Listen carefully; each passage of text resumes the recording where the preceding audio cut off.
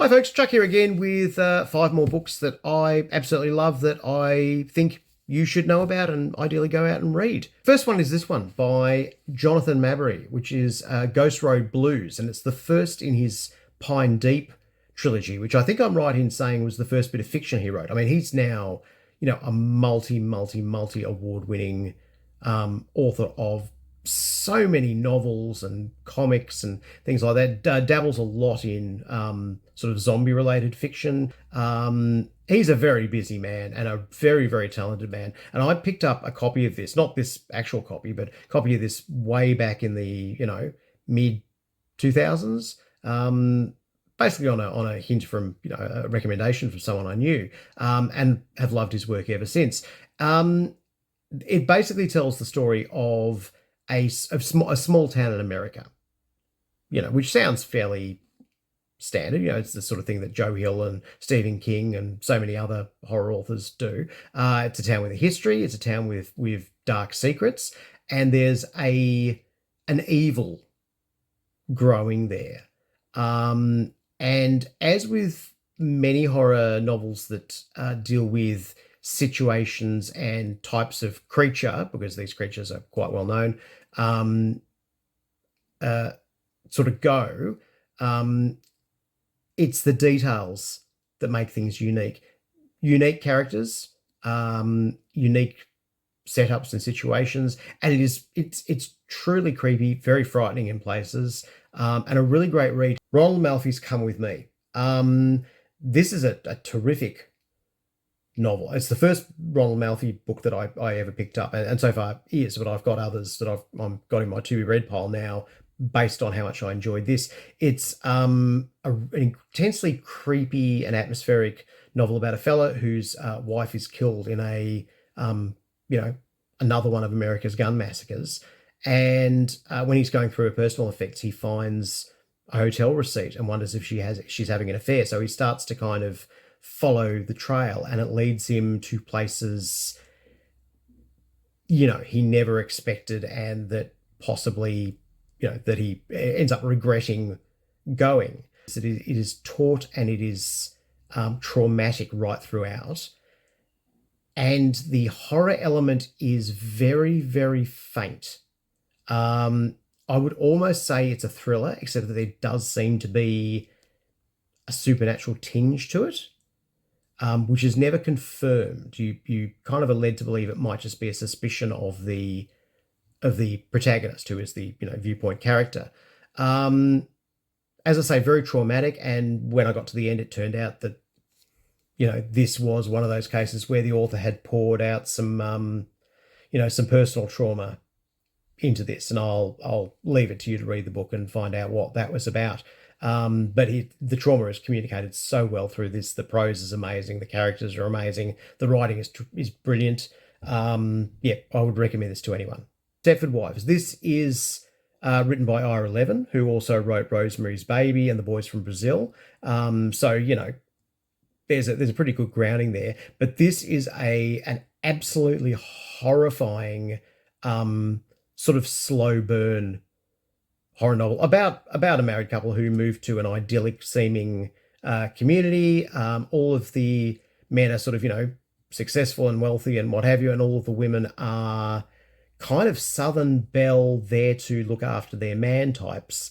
And the main female character in this, the wife of the couple who has just moved out, slowly realizes that the reason these women are so perfect is because the original wives and partners of these men have all been 86'd and replaced with robots,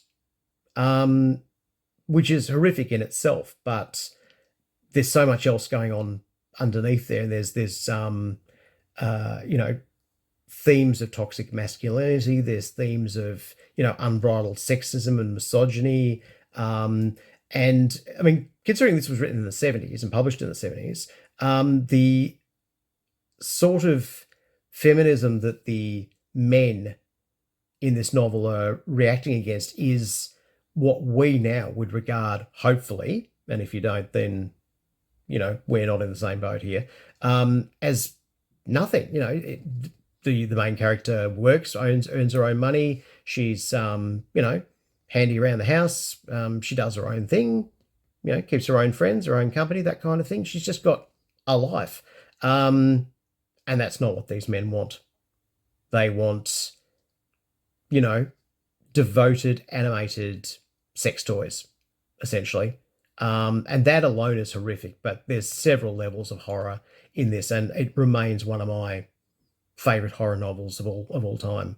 Here's another one that I just never see mentioned, Virus by Sarah Langan, which I think overseas in America might have been published as The Missing or Missing.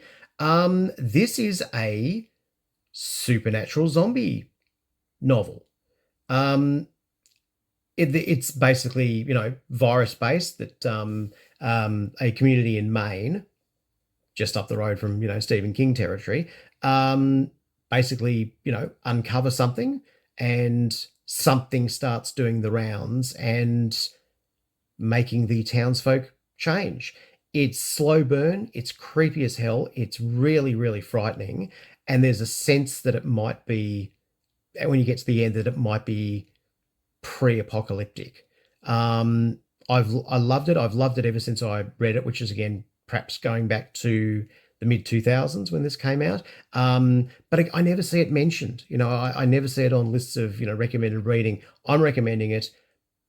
Track it down. Sarah Langan writes a lot of amazing stuff. She's very well known, and deservedly so. Please pick this up, particularly if you are one of those people who, just hasn't read a lot of female horror authors. I know it's not always a deliberate thing, and it just seems to be that there's a lot more male horror authors out there. But if you're actually making, trying to do the right thing and read across people of different, genders or sexual identities or color or what have you, you could do a lot worse than to pick up this book and give it a go. And finally, The Dead Path by Stephen M. Irwin. Stephen M. Irwin. I always forget the M. Again, a book that came out to a little bit of fanfare, and then just kind of vanished. And I love it. It will remain one of my all-time favorites, I think, for the rest of my life. Essentially, it's a Blair Witch-style tale set in the Australian outback. I'm going to tell you nothing more about it, but if that alone does not sell this to you, then I don't know how to help you.